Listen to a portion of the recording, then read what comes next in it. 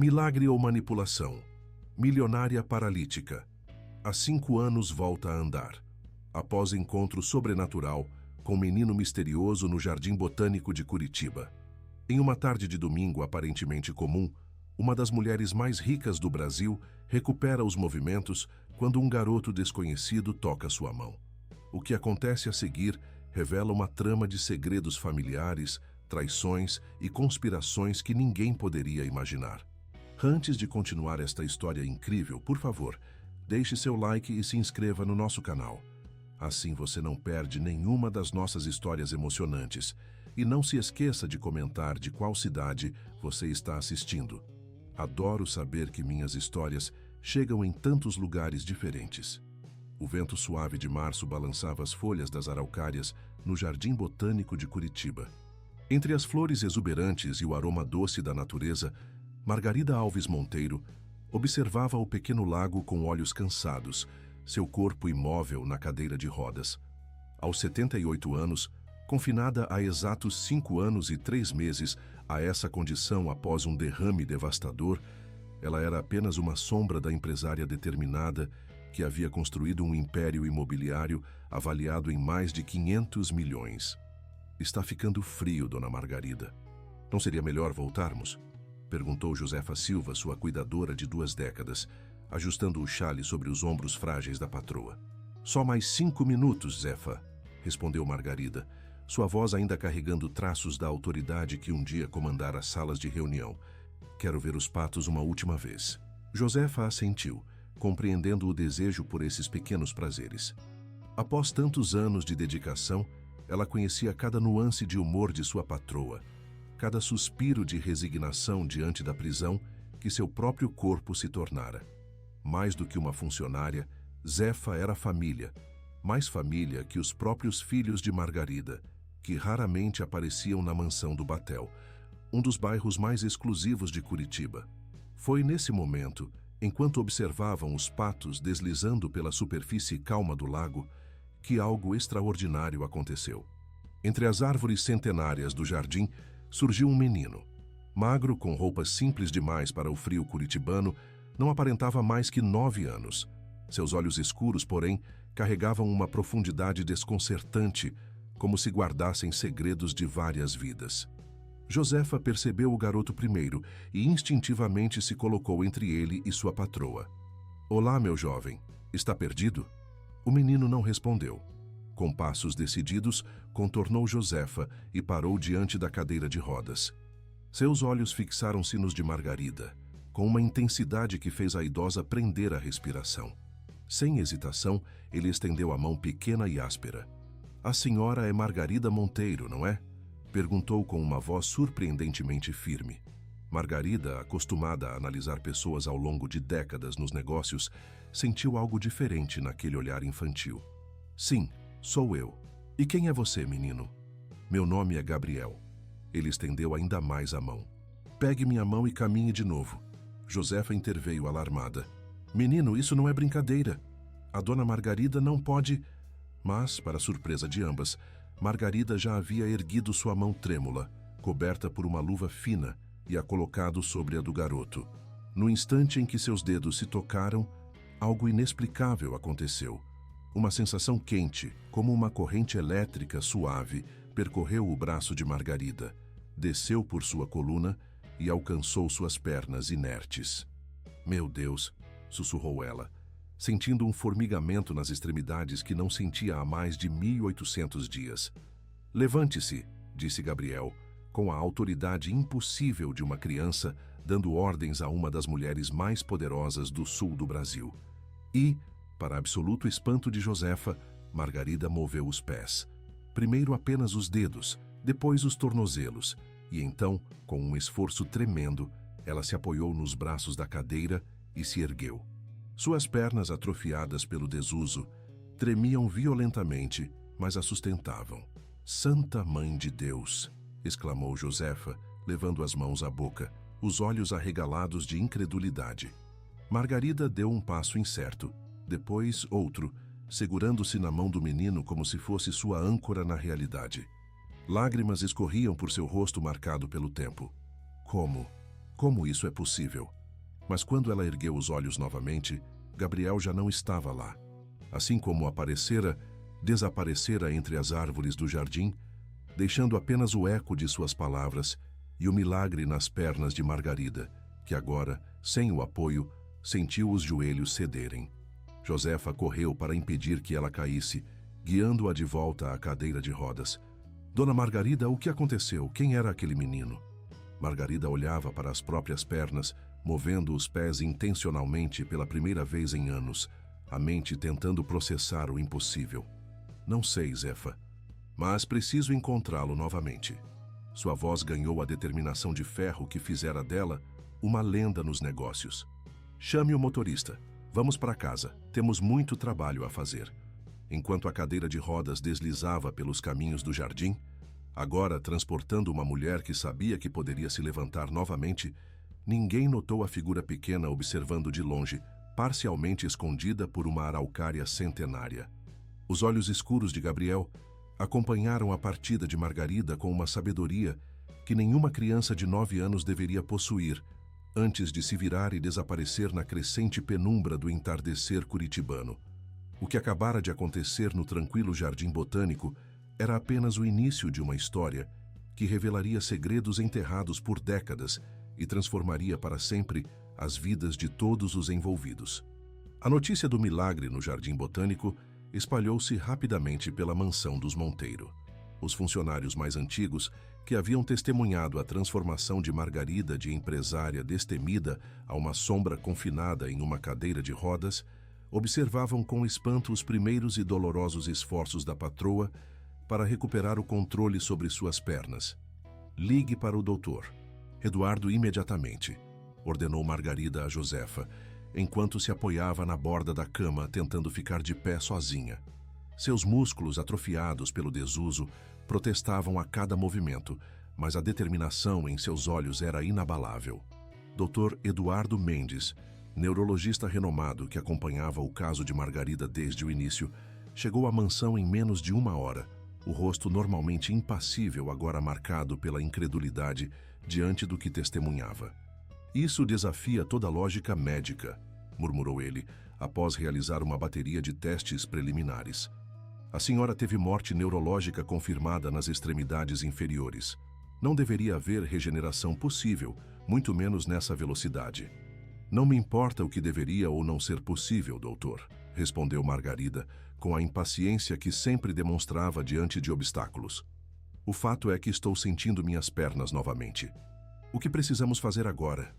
Nos dias que se seguiram, a mansão transformou-se em um centro de reabilitação improvisado. Fisioterapeutas, especialistas em medicina regenerativa e até mesmo praticantes de terapias alternativas desfilavam pelos corredores suntuosos, todos empenhados no que começava a ser chamado de o milagre do batel. Margarida submetia-se a sessões exaustivas de exercícios, sua determinação inabalável, mesmo quando o suor escorria por seu rosto enrugado, e a dor transformava sua expressão. Mas apesar do progresso físico notável, uma obsessão crescia em sua mente. Encontrar o menino misterioso. Quem era Gabriel? De onde viera? E principalmente, como sabia seu nome e possuía o poder de despertar seus nervos adormecidos? Quero que contrate os melhores investigadores particulares, instruiu ela a Josefa, 2 semanas após o incidente. Procurem em cada orfanato, em cada abrigo, em cada comunidade carente. Encontrem-me esse menino. A senhora acha que ele é especial? Perguntou Josefa, hesitante, arrumando os travesseiros atrás de Margarida, que agora conseguia sentar-se em uma poltrona normal por períodos limitados. Não sei o que ele é, Zefa, respondeu Margarida, olhando pela janela para os contornos distantes do centro de Curitiba. Mas sei que nossa história não terminou naquele jardim. A busca por Gabriel mobilizou recursos que apenas uma fortuna como a dos Monteiro poderia dispor. Investigadores discretos vasculharam a cidade, cartazes foram estrategicamente colocados em áreas onde crianças em situação vulnerável costumavam frequentar. Assistentes sociais foram consultados. Mas o menino parecia ter evaporado como a névoa matinal que cobria Curitiba nos dias frios. Enquanto isso, Totalmente alheia aos planos da mãe, Lívia Monteiro Coutinho, a filha mais velha de Margarida, desembarcava no aeroporto Afonso Pena, retornando de mais uma temporada de compras em Milão. Aos 52 anos, Lívia havia transformado o privilégio de nascer rica em uma carreira. Era socialite profissional, presença constante nas colunas sociais e dona de uma vaidade que só era superada por sua obsessão por status. "Senhorita Lívia, bem-vinda de volta", cumprimentou o motorista, recolhendo suas inúmeras malas de grifes internacionais. "Alguma novidade, Antônio?", perguntou ela distraidamente, verificando as notificações em seu celular de última geração. "Bem, na verdade..." O motorista hesitou, incerto sobre como comunicar algo tão extraordinário. "Sua mãe, ela está andando novamente." O celular quase escorregou das mãos perfeitamente manicuradas. "O quê? Isso é impossível. Os médicos disseram que ela nunca mais..." "Foi como um milagre, senhorita. Aconteceu no Jardim Botânico há quase 3 semanas. Um menino apareceu, pegou a mão dela e..." "Que absurdo é esse?", interrompeu Lívia, seu rosto perfeito contorcendo-se em uma expressão de desconfiança. "Está me dizendo que minha mãe, paralítica há 5 anos, de repente está andando porque um menino qualquer pegou na mão dela? Por favor, Antônio, você realmente acredita nisso?"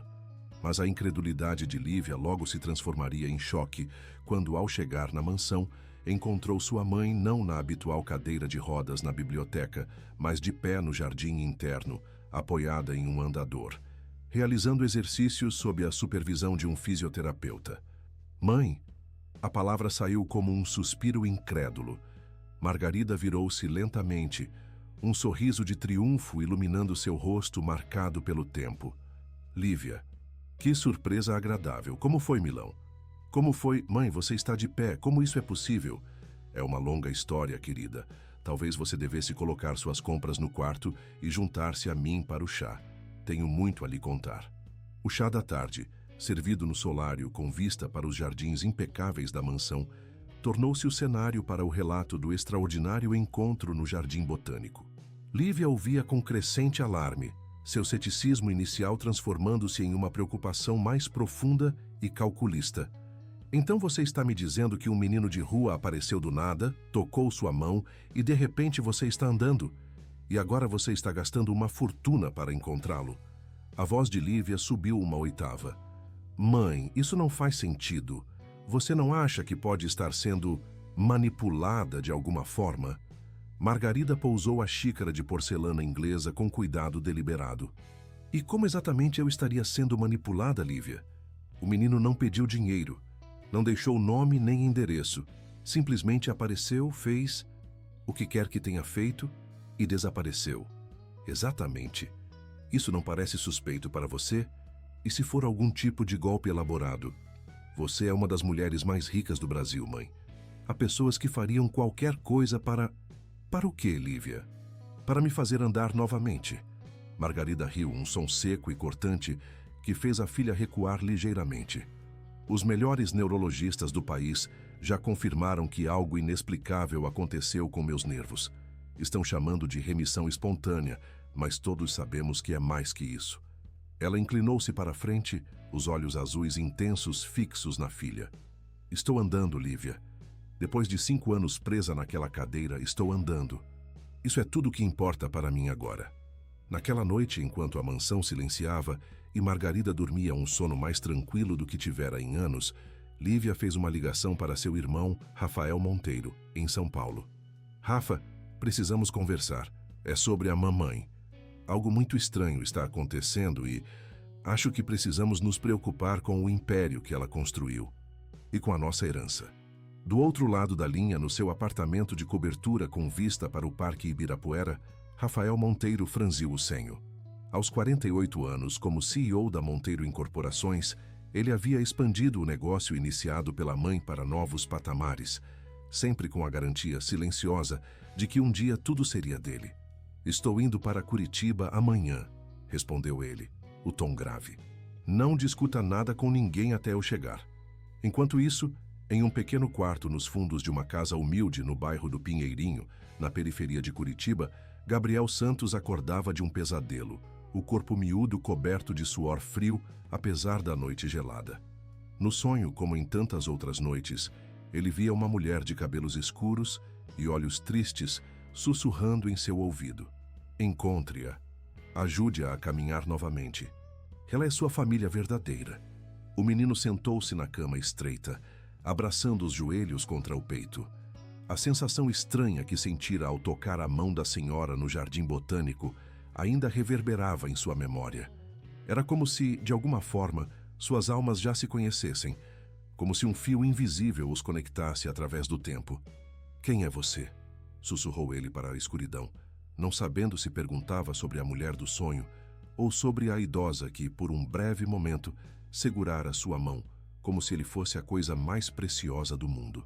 Na manhã seguinte, enquanto Curitiba despertava sob uma típica garoa fina, uma nova fase começava na vida de todos os envolvidos nessa história extraordinária. Uma história onde o impossível se tornara real e onde segredos enterrados por décadas começavam a emergir à luz do dia. Os primeiros raios de sol de abril penetravam pelas grandes janelas do escritório de Margarida, na mansão do Batel.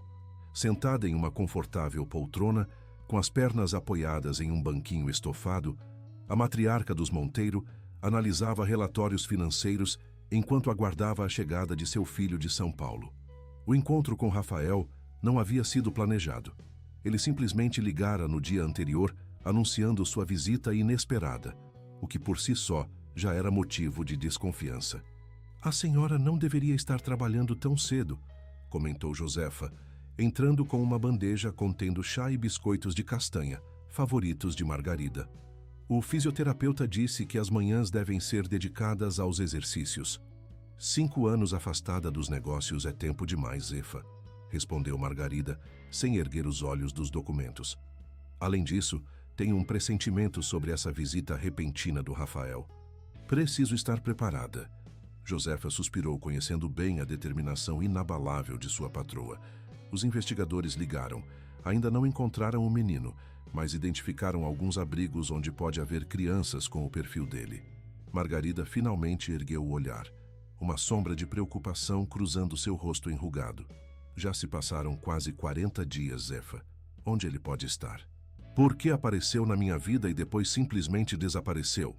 A conversa foi interrompida pelo som da campainha.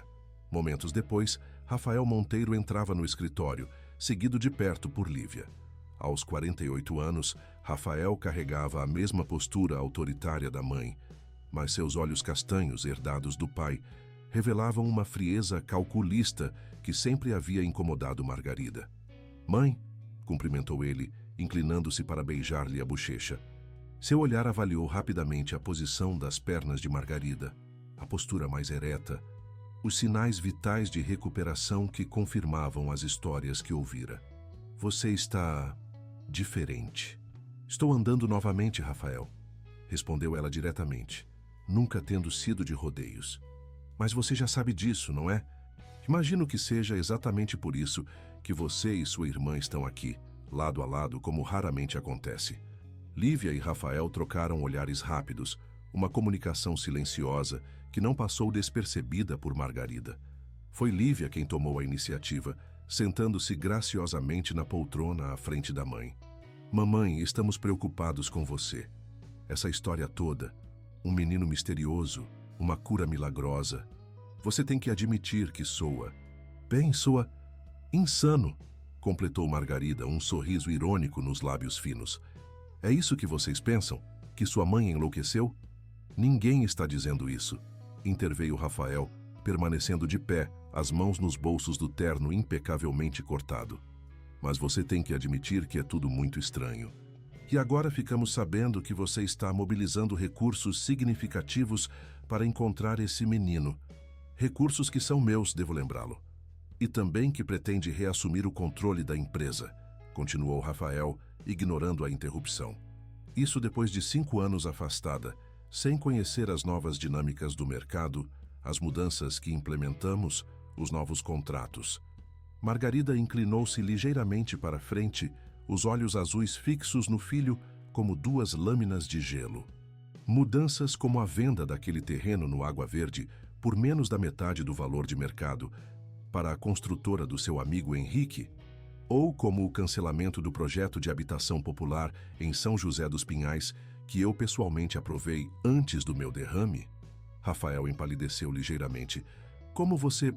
Sou paralítica, não idiota, meu filho. Tenho acompanhado cada movimento da empresa nos últimos 5 anos, mesmo da minha cadeira de rodas. Apenas não tinha condições físicas de intervir. Até agora. O clima na sala tornou-se ainda mais tenso, com Lívia lançando olhares preocupados ao irmão. Foi ela quem tentou mudar o rumo da conversa. Mamãe, não estamos questionando suas capacidades mentais ou seu direito sobre a empresa.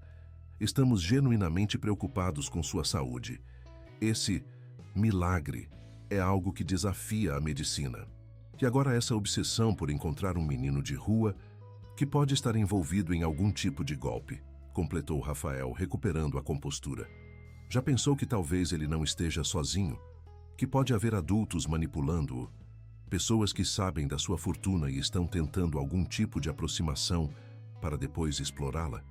Margarida observou seus filhos em silêncio por um longo momento, a expressão indecifrável. Finalmente, soltou um suspiro profundo e alcançou a bengala decorada que estava apoiada na mesa. Ajude-me a levantar, Zefa, pediu, ignorando os filhos. Mãe, você não precisa... Começou Lívia. Sim, eu preciso, cortou Margarida. Com a ajuda de Josefa, ergueu-se lentamente, apoiando-se na bengala. Embora ainda instável, conseguia manter-se em pé por conta própria, um progresso impressionante para apenas 40 dias de recuperação. Vejam com seus próprios olhos, isso é real. Não é demência, não é manipulação, não é um golpe.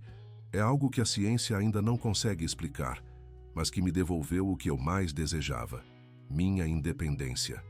Ela deu um passo hesitante, depois outro, circundando a mesa sob os olhares atônitos dos filhos. Quanto ao menino, vou encontrá-lo. Não porque acredito que ele tem poderes mágicos ou porque quero que ele cure mais alguma coisa, mas porque sinto que devo algo a ele e porque há algo familiar nele que não consigo explicar. Rafael e Lívia observavam, divididos entre o espanto genuíno pelo progresso da mãe e a crescente preocupação com as implicações desse milagre para seus próprios interesses. Se Margarida voltasse a ter controle total sobre seus negócios e sua fortuna, muitos dos planos que haviam cuidadosamente elaborado durante os anos de sua incapacidade estariam ameaçados. Acredito que precisamos pensar com calma sobre os próximos passos, disse Rafael finalmente, o tom empresarial mascarando suas verdadeiras preocupações.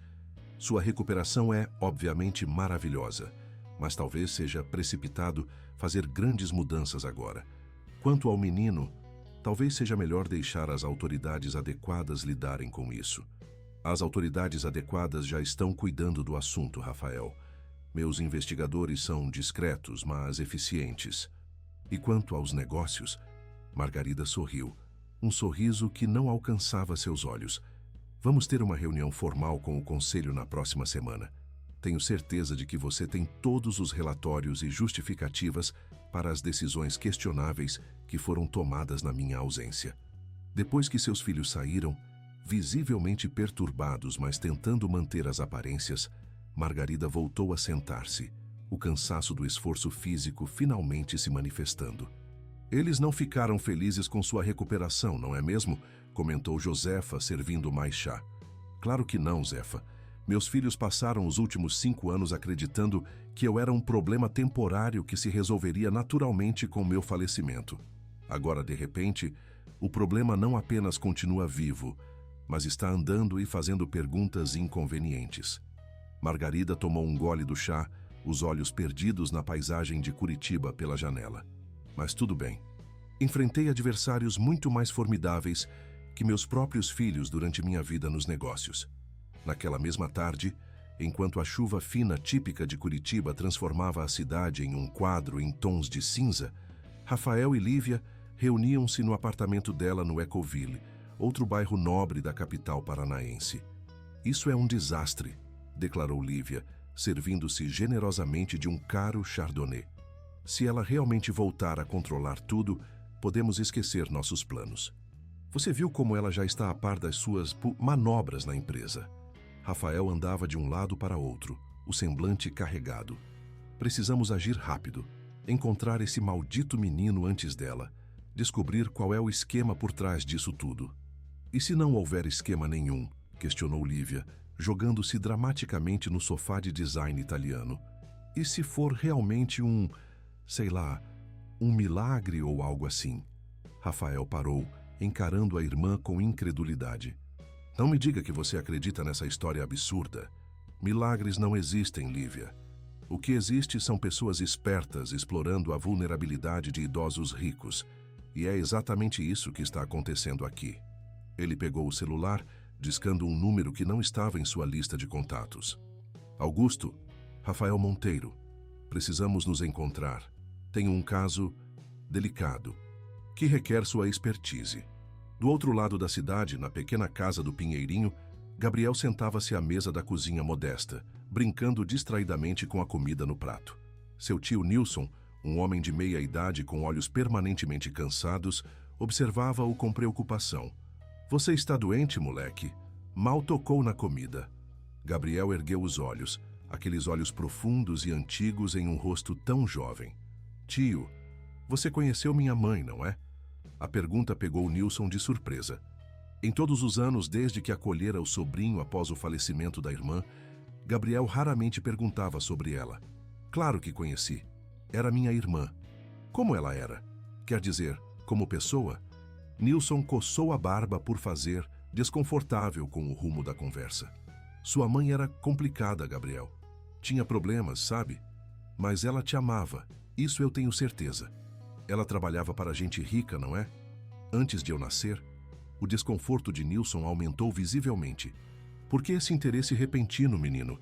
Aconteceu alguma coisa?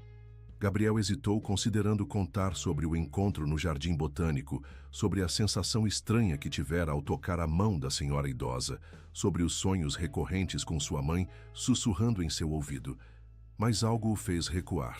Nada não, tio, só curiosidade. Mais tarde, deitado em sua cama, Gabriel retirou debaixo do colchão um pequeno objeto embrulhado em um lenço desbotado. Era a única lembrança que tinha de sua mãe.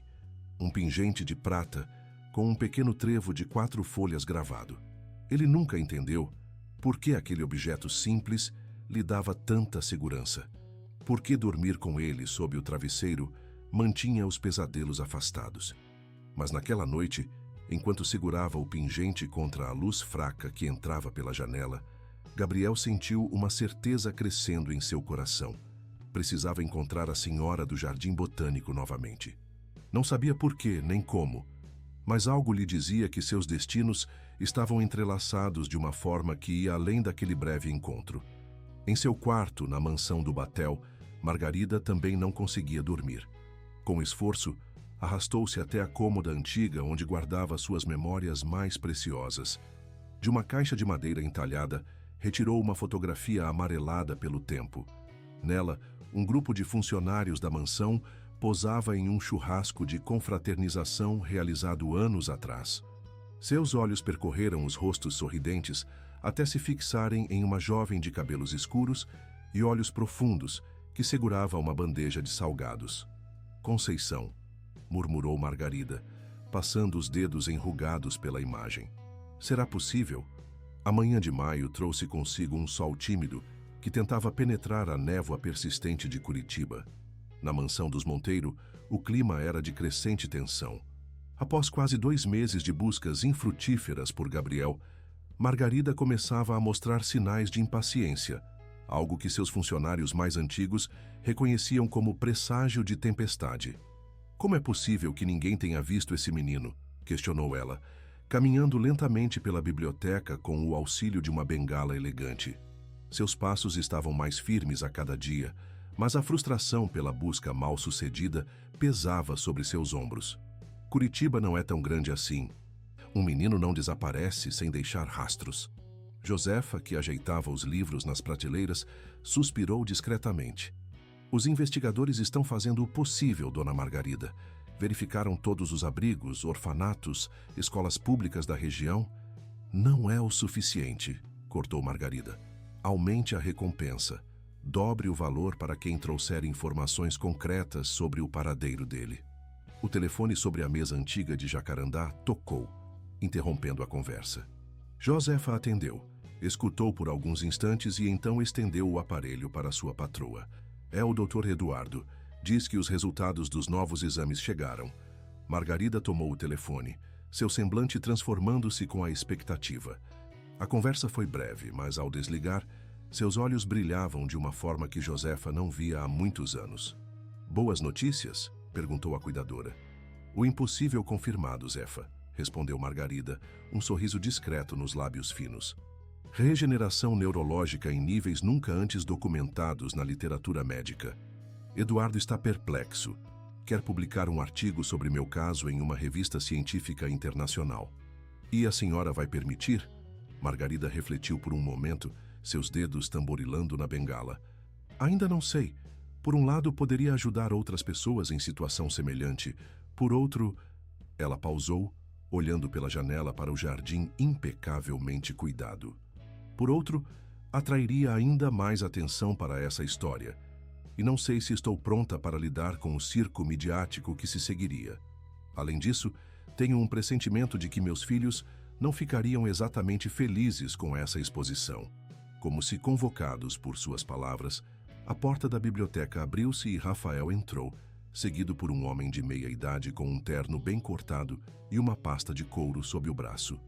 Mãe, espero não estar interrompendo, disse Rafael com uma cordialidade que não alcançava seus olhos. Gostaria de apresentar Dr. Augusto Menezes, um dos advogados mais respeitados de Curitiba. Ele tem especialização em direito de família e questões relacionadas à capacidade civil. Margarida ergueu uma sobrancelha, imediatamente compreendendo o que estava por trás daquela visita. Capacidade civil? Interessante. E o que exatamente o doutor? Menezes estaria fazendo em minha biblioteca numa quinta-feira pela manhã, Rafael. Augusto Menezes deu um passo à frente, exibindo um sorriso profissional que Margarida instantaneamente classificou como falso. Senhora Monteiro, é um prazer conhecê-la pessoalmente. Seu filho me procurou com algumas preocupações sobre seu bem-estar e a gestão de seu patrimônio, considerando os recentes eventos incomuns. Incomuns? Repetiu Margarida, sua voz adquirindo o tom gelado que fizera muitos executivos tremerem ao longo de sua carreira. O senhor se refere à minha recuperação milagrosa, Dr. Menezes, ou à minha decisão de reassumir o controle daquilo que construí? Mãe, interveio Rafael, percebendo que a situação poderia escalar rapidamente. Ninguém está questionando seus direitos. Apenas achamos prudente ter um aconselhamento legal adequado diante de circunstâncias tão extraordinárias. Entendo, disse Margarida, apoiando ambas as mãos sobre a bengala e encarando os dois homens com firmeza. Deixe-me ser direta, então. Vocês estão aqui para discutir algum tipo de interdição, não é mesmo? Ou talvez uma administração compartilhada dos meus bens. Algo que mantenha seu controle sobre o império que construí, Rafael, mesmo agora que estou me recuperando. O advogado trocou um olhar rápido com Rafael antes de responder. Senhora Monteiro, são medidas protetivas, não restritivas. Seu filho está genuinamente preocupado que pessoas mal intencionadas possam tentar se aproveitar da sua situação atual, especialmente considerando sua busca por esse menino misterioso. Margarida riu, um som seco e sem humor que ecoou pelas paredes forradas de livros.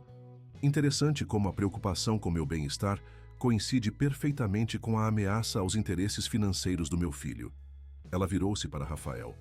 Ou você acha que não sei sobre o projeto de fusão com a construtora Palmeira? Aquele que você vem negociando secretamente e que diluiria significativamente minha participação acionária? Rafael empalideceu visivelmente. Como eu disse antes, filho, ser paralítica não me tornou estúpida. Tenho pessoas leais que me mantêm informada sobre cada movimento dentro da minha empresa. Margarida endireitou-se o máximo que conseguia, parecendo subitamente mais alta e imponente apesar da idade avançada. Agora, se vocês me dão licença, tenho uma sessão de fisioterapia marcada. Dr. Menezes, foi um desprazer conhecê-lo. Rafael, falaremos sobre isso na reunião do conselho, na próxima semana. A menos, é claro, que você pretenda tentar me interditar antes disso. Quando os dois homens saíram, claramente desconcertados pela confrontação direta, Josefa aproximou-se de Margarida com preocupação. A senhora acha que eles realmente tentariam algo assim? Uma interdição judicial. Margarida suspirou, sentindo de repente o peso de todos os seus 78 anos. Meu filho sempre foi ambicioso, Zefa, e ambição, quando descontrolada, pode transformar até mesmo o amor filial em algo irreconhecível. Ela caminhou lentamente até a janela, observando Rafael e o advogado conversando intensamente no jardim. Mas eles subestimam a adversária que escolheram. Não construí um império cedendo a pressões ou intimidações. Enquanto isso, em uma escola municipal no bairro do Pinheirinho, Gabriel enfrentava seus próprios desafios. Durante o recreio, isolado em um canto do pátio, ele desenhava compulsivamente em seu caderno. No papel tomava forma a imagem de uma mulher idosa em uma cadeira de rodas, com um jardim ao fundo e pássaros voando no céu. "Que desenho bonito", comentou a professora Débora, aproximando-se silenciosamente por trás do menino. "Quem é essa senhora?" Gabriel fechou o caderno rapidamente, sobressaltado. "Ninguém. Só uma pessoa que vi no parque." A professora sentou-se ao lado dele no banco. Débora sempre tivera um carinho especial por Gabriel. Diferente das outras crianças, ele possuía uma quietude introspectiva, uma maturidade que contrastava com sua idade. E, mais preocupante, parecia sempre carregar uma tristeza que nenhuma criança deveria conhecer. "Você tem andado muito quieto ultimamente, Gabriel. Está acontecendo alguma coisa em casa?" O menino balançou a cabeça negativamente, seus olhos escuros evitando contato. "Sabe que pode confiar em mim, não sabe? Se algo estiver te incomodando..." Gabriel hesitou, como se considerasse revelar algo importante. Mas o som estridente do sinal anunciando o fim do recreio interrompeu o momento. "Preciso ir para a aula, professora", disse ele, levantando-se rapidamente. Débora observou-o afastar-se, a preocupação crescendo em seu peito. Havia algo no comportamento recente de Gabriel que a inquietava profundamente, algo além da melancolia habitual do menino. Nos últimos dias, ele parecia constantemente distraído, como se sua mente estivesse em outro lugar. E aqueles desenhos, a mesma senhora idosa, o mesmo jardim, repetidos obsessivamente em cada página livre de seu caderno. Ao final do dia letivo, quando as crianças já haviam partido, Débora permaneceu em sua sala, organizando trabalhos. A diretora entrou carregando um cartaz. "Olha só o que chegou hoje para colocarmos no mural", disse ela, estendendo o papel. "Uma campanha de busca por um menino. Parece que ele ajudou uma senhora idosa no jardim botânico e ela quer encontrá-lo para agradecer. Até oferece uma recompensa bem generosa por informações." Débora pegou o cartaz e seu coração quase parou ao ver a descrição. Menino entre 8 e 10 anos, cabelos escuros, olhos castanhos profundos, magro, altura aproximada de 1,35 m. E mais surpreendente, o local do encontro, Jardim Botânico de Curitiba, próximo ao Lago dos Patos. "Meu Deus", murmurou ela, lembrando-se instantaneamente dos desenhos de Gabriel. "Acho que conheço esse menino." A noite caía sobre Curitiba, quando o telefone da mansão dos Monteiro tocou. Josefa atendeu e, momentos depois, corria para o quarto de Margarida, o rosto iluminado pela excitação. "Dona Margarida, encontramos ele! Encontramos o Gabriel!" A lua crescente pairava sobre Curitiba como um olho vigilante, testemunhando os eventos que naquela noite começariam a desvendar os segredos mantidos por décadas. Na mansão do Batel, Margarida mal conseguia conter sua ansiedade enquanto aguardava, sentada em sua poltrona favorita na sala de estar. Josefa movimentava-se de um lado para outro, ajeitando almofadas e verificando se o chá continuava quente. "Acalme-se, Zefa. Suas voltas estão me deixando tonta", disse Margarida, embora seus próprios dedos tamborilassem nervosamente no braço da poltrona. "Desculpe, dona Margarida. É que, depois de tanto tempo procurando, finalmente encontrá-lo. Parece quase um sonho." O som da campainha fez ambas sobressaltarem-se. Josefa apressou-se para a porta, enquanto Margarida ajeitava-se na poltrona, tentando parecer mais composta do que realmente estava.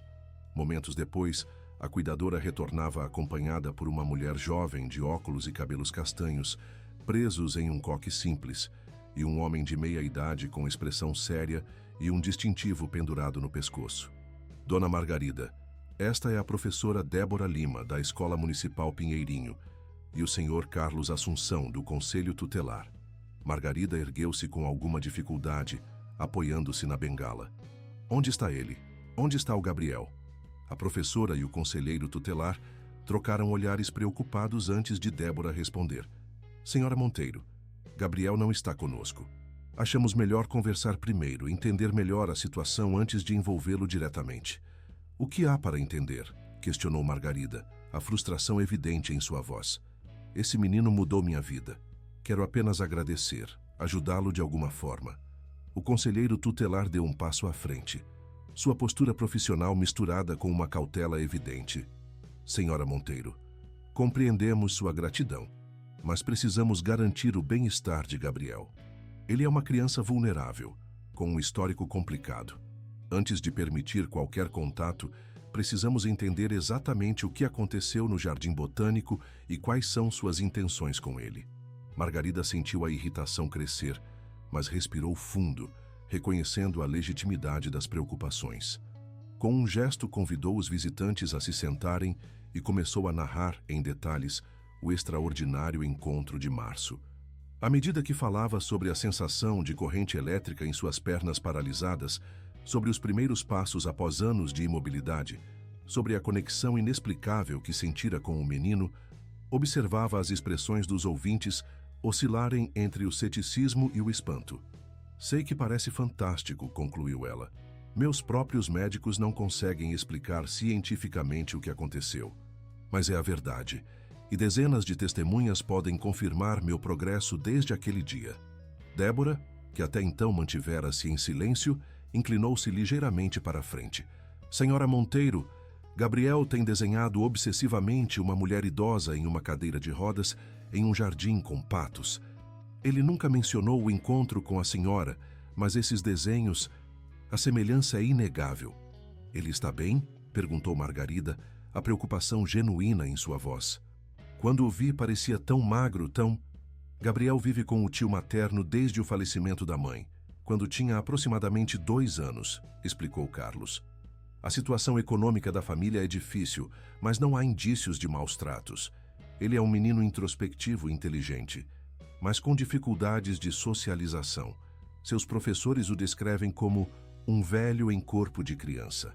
Algo na menção à mãe falecida de Gabriel despertou uma inquietação em Margarida. Vocês sabem o nome da mãe dele? E como ela faleceu? O conselheiro consultou rapidamente uma pasta que trouxera consigo. Conceição Santos, conhecida como Cida. Falecimento por complicações de pneumonia em 2013. Era mãe solo. O pai de Gabriel não consta na certidão de nascimento. Margarida fechou os olhos por um momento. Uma onda de emoção atravessando seu corpo frágil. Conceição Santos, murmurou quase para si mesma. Eu conhecia uma Conceição. Trabalhou em minha casa como cozinheira por alguns anos até desaparecer repentinamente em 2010.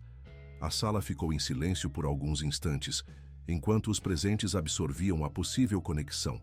Foi Josefa quem quebrou o silêncio, sua voz tremendo ligeiramente.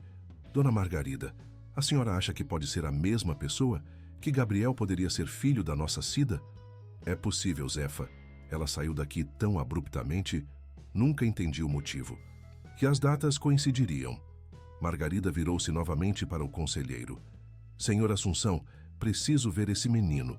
Se ele for filho de quem penso que é, isso explicaria a sensação de conexão que senti, essa certeza inexplicável de que nossos destinos estão entrelaçados. Débora e Carlos trocaram olhares, comunicando-se silenciosamente antes do conselheiro responder. Podemos arranjar um encontro supervisionado, na escola ou em nosso escritório. Mas preciso ser claro, senhora Monteiro. Independentemente de qualquer conexão passada com a mãe de Gabriel, ele tem um guardião legal, seu tio. Qualquer relação além desse encontro inicial precisará ser construída com respeito a essa realidade. Compreendo perfeitamente, concordou Margarida, incapaz de esconder o alívio e a expectativa em sua voz. Quando podemos fazer isso acontecer? Amanhã mesmo, se a senhora puder. Na escola, durante o horário de aula. Seria um ambiente familiar para Gabriel, o que poderia deixá-lo mais confortável. Após acertarem os detalhes do encontro, os visitantes se despediram. Quando a porta fechou-se atrás deles, Margarida finalmente permitiu-se desabar na poltrona, uma mistura complexa de emoções estampada em seu rosto enrugado. "A senhora realmente acha que ele é filho da Cida?" perguntou Josefa, sentando-se ao lado da patroa. "Não sei, Zefa, mas há muitas coincidências. E ao longo da minha vida, aprendi que coincidências demais geralmente não são coincidências." Margarida fitou o vazio, perdida em memórias. Lembra-se como ela era, quieta, eficiente, aqueles olhos escuros que pareciam guardar tantos segredos. Lembro, sim. E ela adorava a senhora. Sempre dizia que a dona Margarida era diferente dos outros patrões que teve, que a tratava com respeito. E mesmo assim, ela partiu sem se despedir, sem explicação. Margarida suspirou profundamente. O que teria acontecido para ela sair assim, Zefa? E por que, anos depois, seu filho apareceria em minha vida de forma tão extraordinária? Na manhã seguinte, enquanto o carro luxuoso de Margarida cruzava a cidade em direção ao bairro do Pinheirinho, na periferia de Curitiba, Rafael Monteiro recebia em seu escritório no centro financeiro um relatório que o deixou profundamente perturbado. "Tem certeza disso?" perguntou ele ao investigador particular que havia contratado, independentemente das buscas oficiais da mãe. "Absoluta, senhor Monteiro. O menino foi localizado. Seu nome é Gabriel Santos, 9 anos, estudante da Escola Municipal Pinheirinho. Sua mãe, já falecida, foi Conceição Santos, que trabalhou como cozinheira na mansão da sua família entre 2003 e 2010. Rafael deixou-se cair pesadamente em sua cadeira executiva, a mente processando rapidamente as implicações daquela informação. "Minha mãe já sabe disso? Pelo que apuramos, ela descobriu ontem à noite e vai encontrar-se com o garoto hoje pela manhã na escola dele. E o pai do menino? Consta algo no registro?" O investigador hesitou brevemente. "Não há registro paterno oficial, senhor, mas nossa investigação levantou alguns rumores interessantes sobre o período em que Conceição Santos trabalhava na mansão Monteiro." Rafael inclinou-se para a frente, subitamente muito interessado. "Que tipo de rumores?" "Aparentemente, pouco antes de sua saída repentina da mansão, ela estaria envolvida romanticamente com alguém da família ou próximo a ela. Os detalhes são vagos, mas estamos perseguindo essa linha de investigação." Após dispensar o investigador, Rafael permaneceu imóvel em seu escritório, o olhar fixo na paisagem urbana de Curitiba através da janela panorâmica. Suas mãos tremiam ligeiramente enquanto discava o número de Augusto Menezes. "Preciso que acelere aquele processo que discutimos", disse ele, assim que o advogado atendeu. "A situação ficou mais complexa do que imaginávamos e envolve possíveis escândalos familiares que precisamos evitar a todo custo."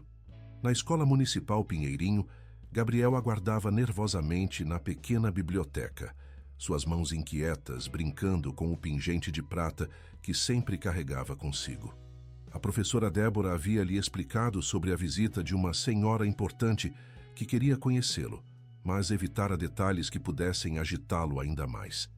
Quando a porta abriu-se e Margarida entrou, apoiada em sua bengala e acompanhada pelo conselheiro tutelar, o tempo pareceu congelar para ambos. O menino ergueu-se instintivamente, seus olhos escuros fixos nos da idosa, um reconhecimento mútuo e profundo que transcendia explicações racionais. "Gabriel", disse Margarida, sua voz normalmente firme, agora embargada pela emoção. "Finalmente nos encontramos novamente." O garoto deu um passo hesitante à frente. "A senhora conseguiu andar de novo", observou ele, um pequeno sorriso iluminando seu rosto geralmente sério. "Graças a você", respondeu Margarida, aproximando-se lentamente. "Posso me sentar ao seu lado?" Gabriel assentiu, voltando a sentar-se na pequena cadeira da biblioteca. Margarida acomodou-se com cuidado na cadeira vizinha, enquanto o conselheiro tutelar e a professora mantinham-se a uma distância discreta, observando a interação. "Eu te procurei por toda parte", confessou Margarida. Por que você desapareceu daquele jeito no jardim? O menino deu de ombros, num gesto tipicamente infantil que contrastava com a maturidade em seus olhos. Não sei, fiquei com medo.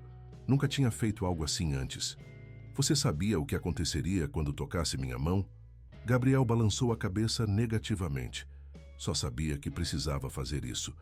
Nos meus sonhos, minha mãe sempre dizia para encontrar a senhora de olhos tristes na cadeira de rodas e ajudá-la a andar de novo. Margarida sentiu seu coração acelerar. Sua mãe? Você sonha com ela? Quase toda noite, respondeu Gabriel, inconscientemente apertando o pequeno pingente de prata entre os dedos. Ela me diz coisas sobre o passado, sobre quem eu sou. Com delicadeza, Margarida tocou o pingente na mão do menino. Posso ver isso?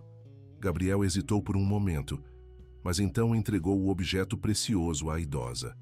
Margarida examinou o pequeno trevo de 4 folhas gravado na prata, e uma lágrima escapou de seus olhos azuis. Eu dei isso a ela, murmurou, a voz quase inaudível. Para seu aniversário de 25 anos, ela sempre dizia que precisava de sorte na vida.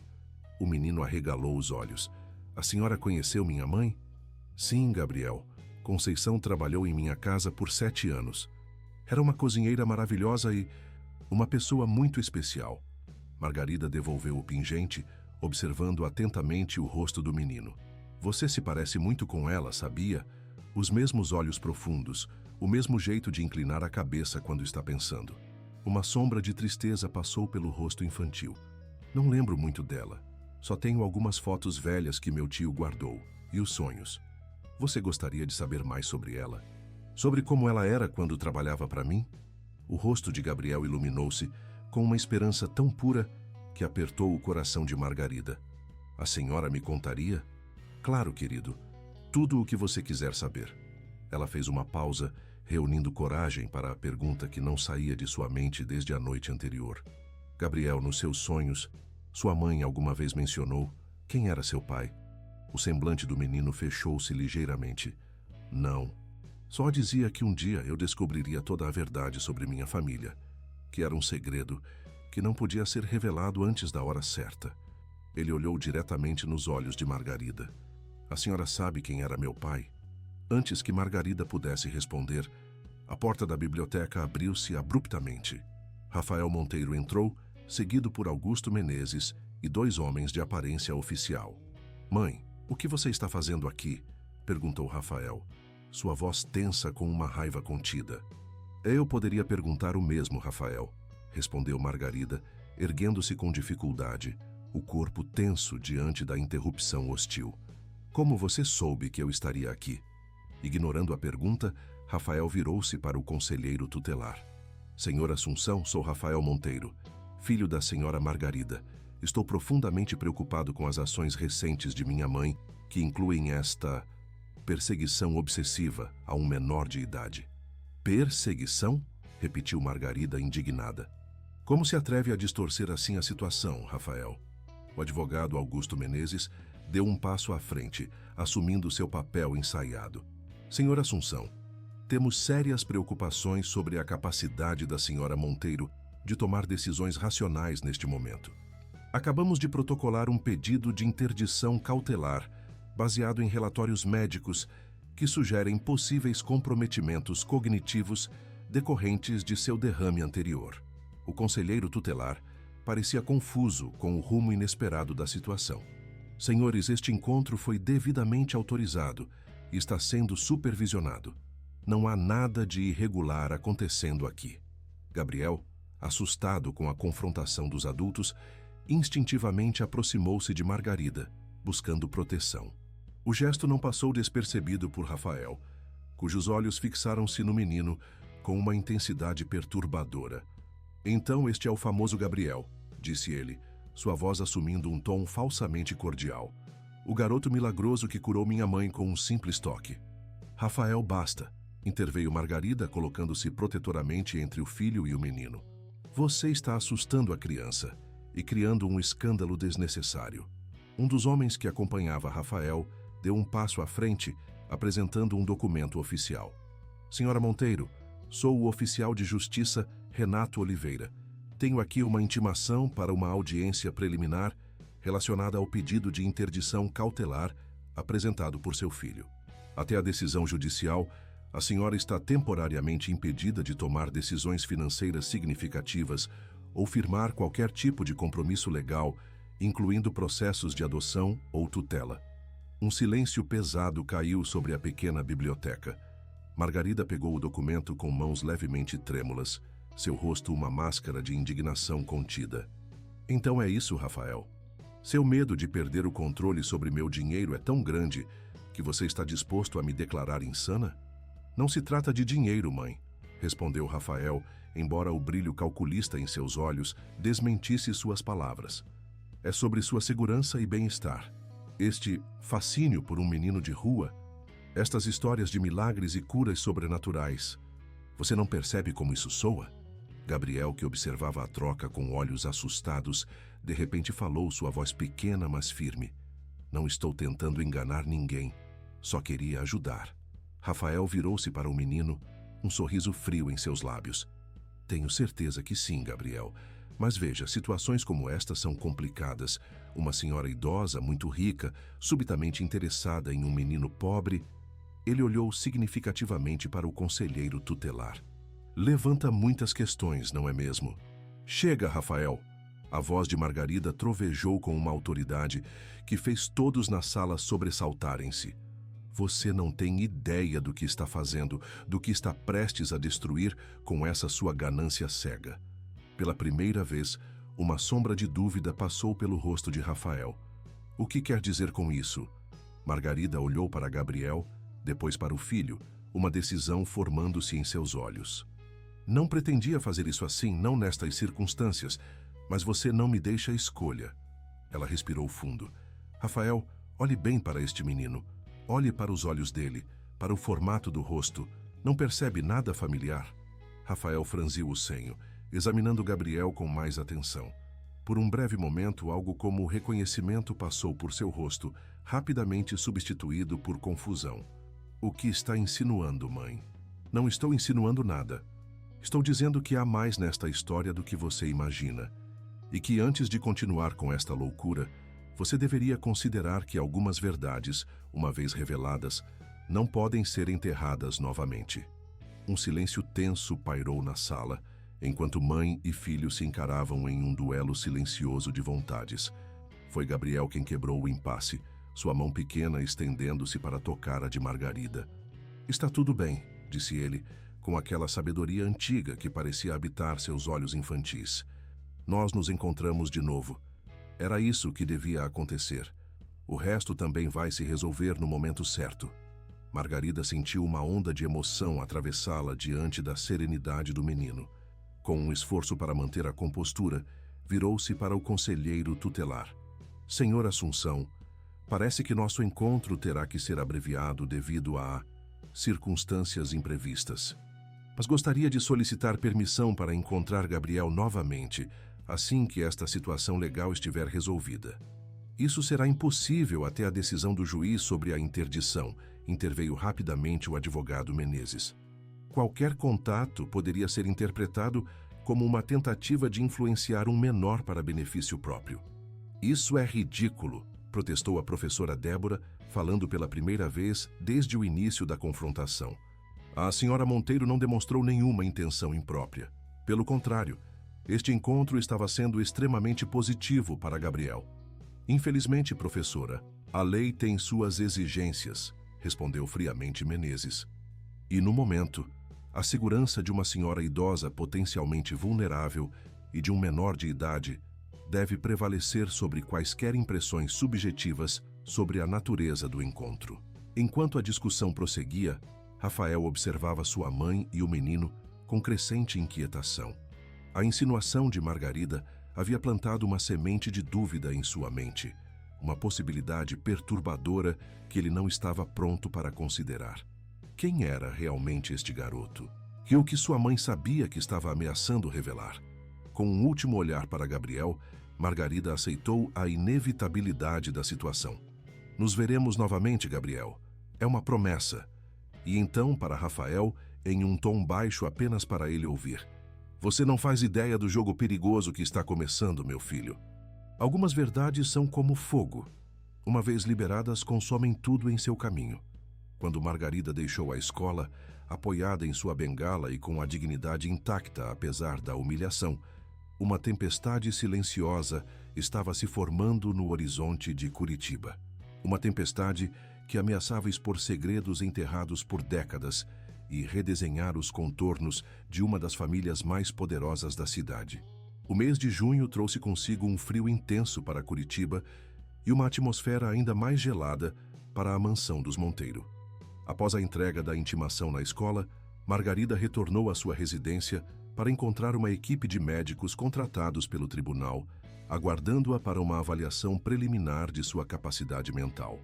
Foi a primeira de muitas humilhações que teria que suportar nas semanas que se seguiram. É indignante, desabafou ela com Josefa, enquanto esperavam no corredor do fórum pela audiência preliminar. Passei a vida construindo um império, tomando decisões que afetavam centenas de vidas, e agora tenho que provar que sou capaz de administrar meus próprios assuntos. Josefa, sempre leal, segurava a mão enrugada de sua patroa. A senhora vai superar isso também, dona Margarida. Como superou todos os outros desafios da vida. A audiência foi tensa, com Rafael e seu advogado apresentando relatórios médicos cuidadosamente selecionados que enfatizavam os riscos neurológicos pós-derrame e destacavam o comportamento errático recente de Margarida, sua obsessão pelo menino misterioso, a crença em uma cura milagrosa, sua determinação em reassumir o controle dos negócios após anos afastada. Em contrapartida, o advogado de Margarida apresentou laudos atualizados de especialistas renomados que atestavam sua plena capacidade cognitiva e emocional, além de depoimentos de funcionários de longa data sobre sua lucidez e coerência. Ao final, o juiz determinou uma interdição parcial temporária. Margarida manteria o controle sobre suas decisões pessoais e questões cotidianas, mas transações financeiras significativas e grandes decisões empresariais exigiriam a aprovação de um administrador nomeado pelo tribunal, uma solução intermediária que não satisfez completamente nenhuma das partes. Isso é apenas o começo da batalha, não o fim, garantiu o advogado de Margarida ao deixarem o tribunal. Conseguiremos reverter essa decisão com o tempo, apresentando mais evidências da sua capacidade. Mas para Margarida, a humilhação da interdição, mesmo que parcial, era uma ferida aberta. Pela primeira vez em décadas, ela enfrentava um adversário que usava contra ela não apenas poder econômico ou influência, mas seu próprio corpo, sua idade, suas vulnerabilidades mais íntimas. Mais doloroso ainda era o afastamento forçado de Gabriel. O processo judicial impedia qualquer contato entre eles, com Rafael argumentando que o menino poderia ser usado para manipular uma idosa vulnerável.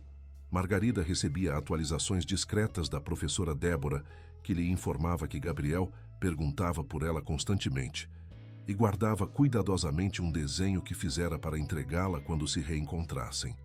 Em uma tarde particularmente fria, enquanto observava a chuva fina tão característica de Curitiba através da janela de sua biblioteca, Margarida foi surpreendida pela visita inesperada de sua filha, Lívia. Não esperava vê-la tão cedo, comentou Margarida, sem desviar o olhar da paisagem cinzenta. Imaginei que estaria ocupada administrando a parte da minha fortuna que lhe cabe agora que conseguiram me interditar.